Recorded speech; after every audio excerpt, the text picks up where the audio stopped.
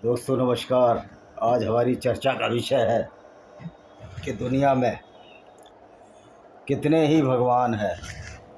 5,000 भगवान है, 6,000 भगवान है।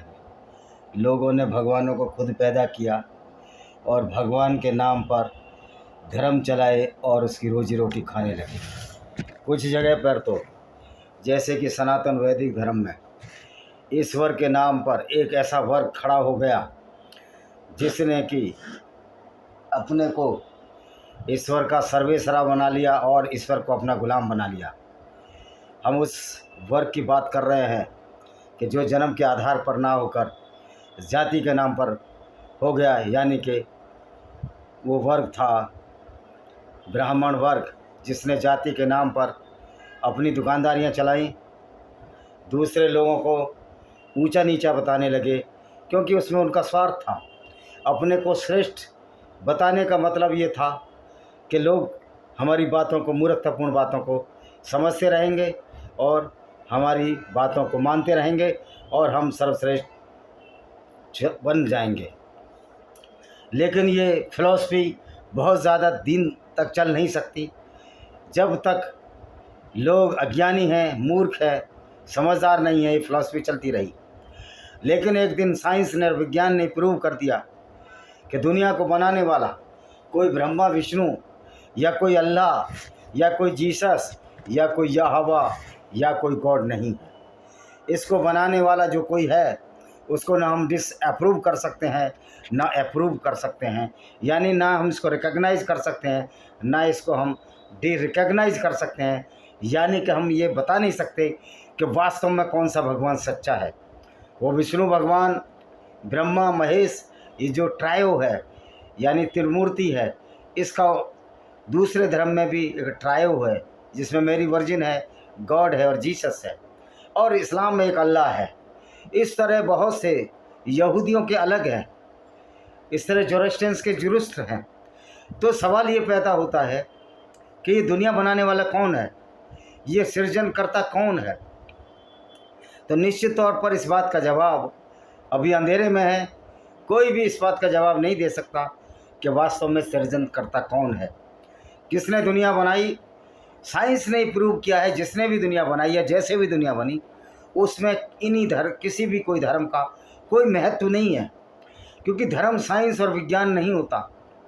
अगर वेदों की बात करो तो वेदों में विज्ञान है, पर वेदों में तो कहीं भी हिंदू शब्द का उल्लेख नहीं है, कहीं भी जन्म से जाति का उल्लेख नहीं है, और वेदों का कंसेप्ट तो बहुत बाद में हुआ है। लोग ये कहते हैं कि वेद तो बहुत प्राचीन है, जब से दुनिया बनी है। तो मैं वेदों के जानने वालों से कहना चाहता हूँ, दुनिया जब से बनी है तो पहले हमने मानव विकास किया, उसमें तरह तरह के मानव आए और लास्ट में क्रो-मैग्नन मानव आए, जो आज का मानव है, जिसको कि हम आज होमो सैपियंस के नाम से जानते हैं। तो ये कंसेप्ट तो विज्ञान में था। विज्ञान ने तो कभी नहीं बताया कि वेदों की वजह से ये मानव या वेदों में सब संपूर्ण विवरण है।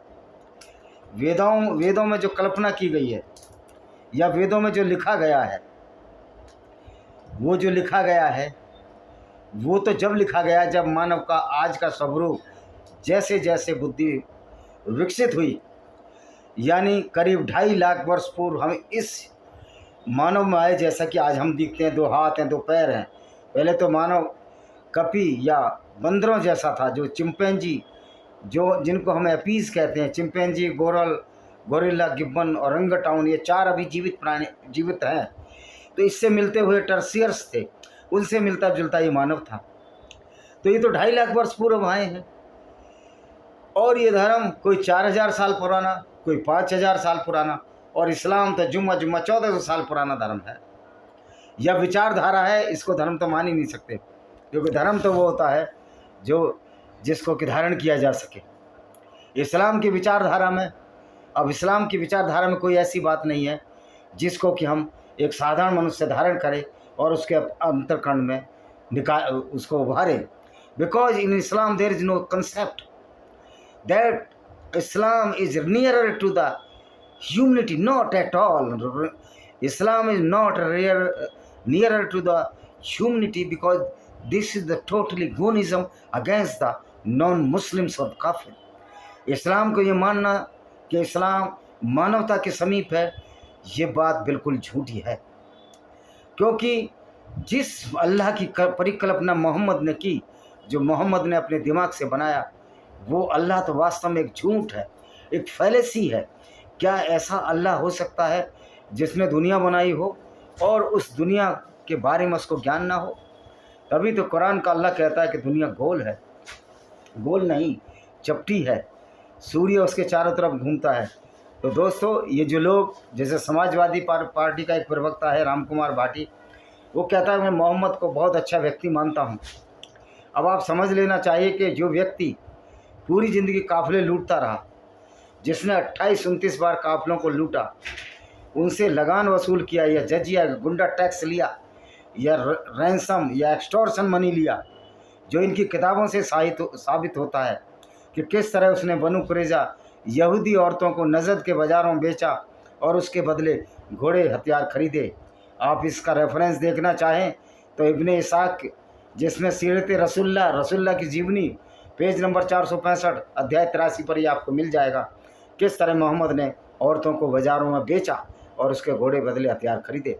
तो दोस्तों, ये इस्लाम सिर्फ एक ऐसी आइडियोलॉजी है जो ये कहती है कि दुनिया में सिर्फ मुसलमानों का राज होना चाहिए, सिर्फ मुसलमान ही इंसान है, बाकी गैर मुस्लिम तो नजस हैं, यानी पोटी जितने गंदे हैं, जिसका लिटरली मीनिंग, नजस का एक अरबिक वर्ड है जिसका लिटरली मीनिंग होता है पोटी जितने गंदे, यानी लैट्रिन जितने गंदे।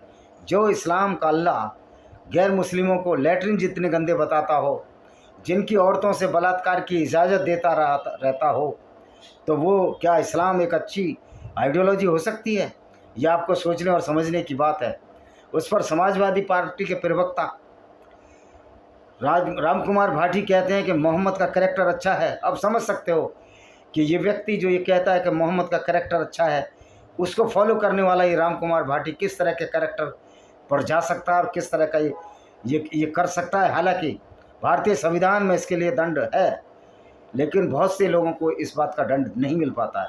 तो दोस्तों, आपने देखा, मज़े की बात है कि पूरी दुनिया में जहाँ इस्लाम खुद दूसरों की निंदा करता है, दूसरों को गलत बताता है, दूसरों की बहन बेटियों के बलात्कार की इजाज़त देता है, जिसकी वजह से हमारी हिंदू राजपूत रानियों को या संपूर्ण हिंदू प्रजा को, ये राजपूत और ब्राह्मण, ये सब चीज़ें तो बहुत बात की बात है, जाति की तो कोई व्यवस्था ही नहीं थी, ये तो मुगलों और अंग्रेज़ों के ज़माने में बनी। इसका सबसे बड़ा दोष ब्रिटिशर्स को है। Britishers are the goons who divided our community in the caste and creeds, and on the basis of the caste and creed they regulated or they constructed the regiments as the Jat regiments, the Rajput regiment and so many regiments। तो अंग्रेज़ों ने हमको बांटा, हमारी मूर्खता का फ़ायदा उठाया और हमको जातियों में बांटा। किसी को रेजिमेंट का नाम दे दिया कि मार्शल कौम है। कौन सी ऐसी हिंदू जाति है जो मार्शल है जिसका कन्वर्जन नहीं हुआ? सारी जातियां मुस्लिम बनी, गुर्जर भी मुस्लिम बने, राजपूत भी मुस्लिम बने, जाट भी मुस्लिम बने। जितनी भी रेजिमेंट, हिंदू रेजिमेंट हैं, उनमें से सारे के सारे कन्वर्ट इस्लाम में हुए, सिवाय नेपाली और गढ़वालियों के, जहां हमेशा से हिंदू डोमिनेंस रहा है। तो ये फिर मार्शल कैसे हुए? ये सोचने समझने की बात है। पूरी कौम मार्शल कैसे हो सकती है? फिर मैं उन लोगों से पूछना चाहता हूं जो मार्शल का तमगा लगाए फिरते हैं कि वो लोग कैसे मार्शल बने। फिर उनके लोग जो मार्शल नहीं थे, मानिए तो पूरा जाति मार्शल नहीं थी, पूरी ग्रुप मार्शल नहीं था, फिर उसमें से कैसे मुस्लिम राजपूत बन गए? आज कायम खानी राजपूत पाए जाते हैं, पश्चिमी उत्तर प्रदेश में मुस्लिम जाट पाए जाते हैं, मुस्लिम गुजर पाए जाते हैं, घोसी मुस्लिम अहीर हैं, वो गडरिये मुस्लिम बकरवाल हैं वो, और या जिनको गद्दी भी कहा जाता है, सारे कन्वर्टेड लोग हैं। तो फिर जो इस्लाम दूसरों को जीने की इजाज़त नहीं देता, उसकी अपनी शर्तें थोप देता है। Either you have to embrace Islam और यू हैव टू डाई, और either you have to pay the extortion tax that is known as the जजिया। और ये कहता है कि या तो हमको जजिया टैक्स दो, गुंडागर्दी टैक्स दो, वरना आपको जीने का अधिकार नहीं है। तो आप ये समझ सकते हैं कि किस तरह इस्लाम ने पूरी दुनिया को बर्बाद किया। सबसे बड़ी बात है कि कैरेक्टर ये आई लव मोहम्मद के पोस्टर लगाकर बाहर निकलते हैं।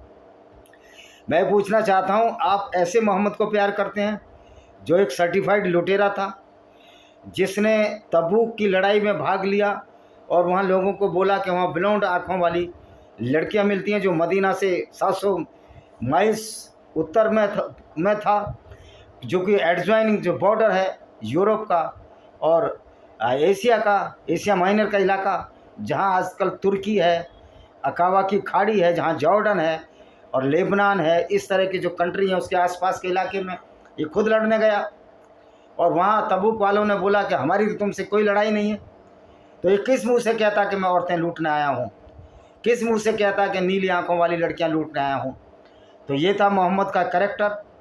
और इस मोहम्मद ने पूरी दुनिया में, इस विचारधारा ने उथल पुथल ला दी, पूरी दुनिया को एक रंजो गम में डुबो दिया।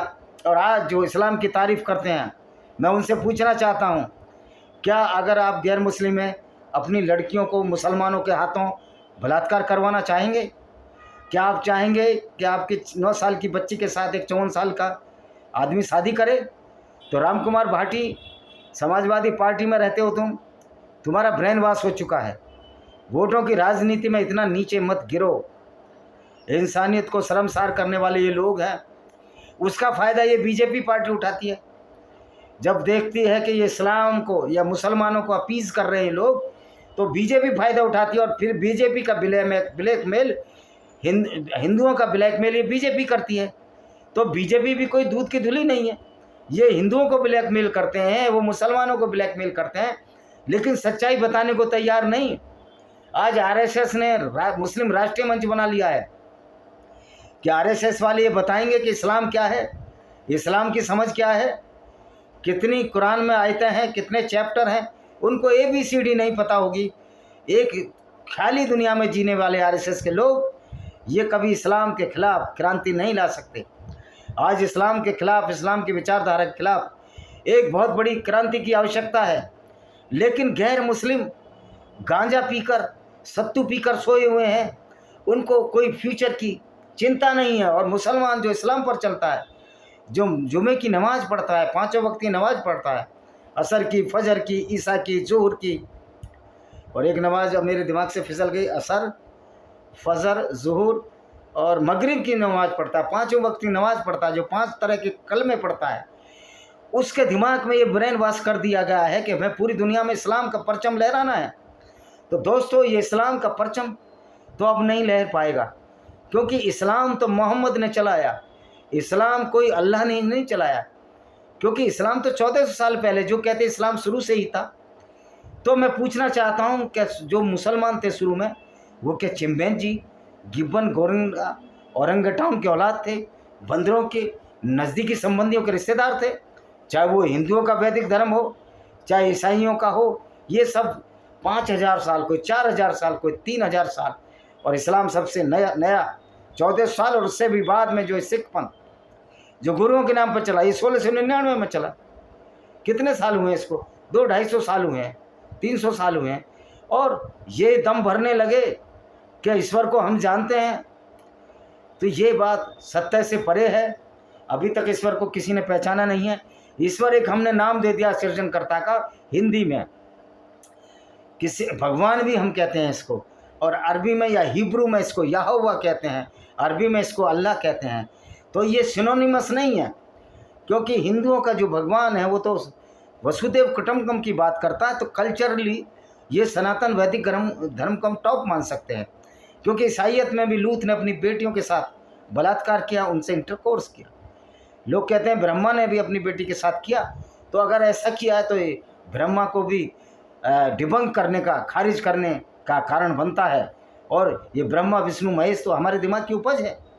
ये किसी ने भी, कोई ईश्वर आज तक प्रूव नहीं हुआ है। लेकिन इस्लाम की जिस बात पर हम गौर करते हैं, आप विचारधारा बनाइए लेकिन दूसरों को नुकसान ना हो। लेकिन इस्लाम दूसरों को नुकसान करता है। इस्लाम दूसरों के औरतों की इज्जत को तार तार करता है, दूसरों के धर्म को दूसरों के धन को लूटने की बात करता है, और उसमें 5वां हिस्सा मोहम्मद साहब का होता था। ये बात दुनिया को पता है। पूरी दुनिया इस्लाम के खिलाफ खड़ा होना चाहिए। अगर आप इस्लाम के खिलाफ नहीं खड़े हुए, इस विचारधारा के खिलाफ नहीं खड़े हुए, तो आपकी आगे आने वाली पीढ़ियों का भविष्य क्या होगा। मेरे मुस्लिम भाइयों से भी अनुरोध है कि आप लोग इस्लाम की सच्चाई को जानें और जानें कि आप ऐसे पैगंबर को, जो एक काफिर लुटेरा था, जो पूरी दुनिया को काफिर कहता था, लोगों को कत्ल करता था, क्या आप उसके साथ जाने को तैयार हैं? क्या चाहते हैं कि आपका पैगंबर एक लुटेरा, छोटी बच्ची शादी करने वाला पीडोफाइल हो? आज पूरी दुनिया राम कुमार भाटी जैसे मूर्खों से पूछना चाहता हूँ, डॉक्टर राम पुनियानी जैसे मूर्खों से पूछना चाहता हूँ, और आरएसएस के मूर्ख मोहन भागवत से पूछना चाहता हूँ कि मुस्लिम राष्ट्रीय मंच बनाकर क्या आपने इस्लाम को पढ़ा है?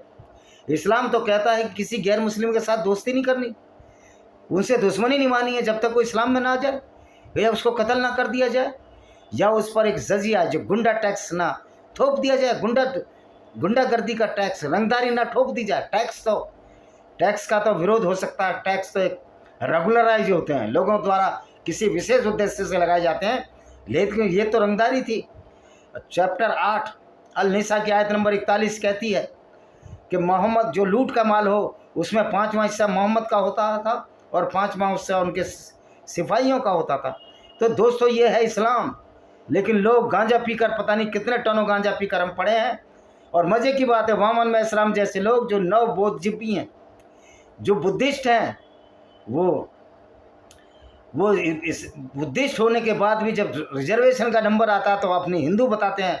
ऐसे धूर्त लोगों को भी कहना चाहता हूँ, वामन में इस्लाम जैसे धूर्त लोगों को आप इस्लाम की क्यों नहीं तनकीद करते? जब BR अम्बेडकर साहब इस्लाम को गलत ठहरा सकते हैं, इस्लाम की विचारधारा को डिबंक कर सकते हैं, तो क्या आप BR अम्बेडकर से भी बड़े हैं?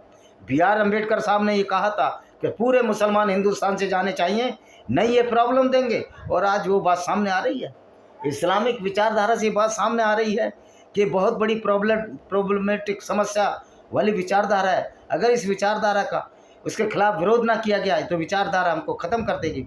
ये बात डोनाल्ड ट्रंप की समझ में नहीं आ रही, मोदी जी की भी समझ में नहीं आ रही। अब अगर समझ में भी आ रही है तो बोलने को तैयार नहीं।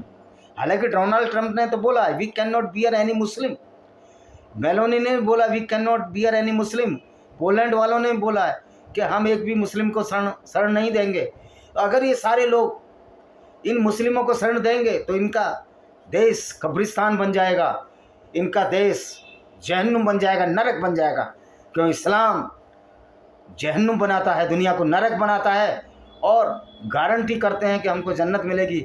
LIC की पॉलिसी की भी गारंटी है, लेकिन इस्लाम की पॉलिसी की गारंटी इस जीवन में नहीं है, मरने के बाद भी नहीं है। मरने के बाद कब रिजरेक्शन होगी, कब मुर्दे जिएंगे, कब जाके जहन्नुम और जन्नत बनेगी, ये सारा खेल मोहम्मद का था। तो LIC की पॉलिसी की गारंटी इस्लाम की पॉलिसी से ज़्यादा, ये मान के आप चलो। तो आप समझ गए होंगे कि ये वीडियो मैंने किस उद्देश्य से डाला। इसी के साथ मैं इस वीडियो को मैं समाप्त करूंगा। इससे पहले कि आपने मेरे चैनल अब सब्सक्राइब कर रहे हैं, आप मेरे व्यूवर्स भी बड़े हैं, मैं आपको बहुत बहुत धन्यवाद देना चाहता हूं। आप इन विचारों को रखिए और सब्सक्राइब ज़रूर करिए, जिससे कि हम आपको और बेहतर और अच्छे वीडियो ला सकें और हमारा भी मनोबल बढ़ सके। और इसी के साथ मैं नुन्नू के नाम से अपने वीडियो को समाप्त करता हूँ।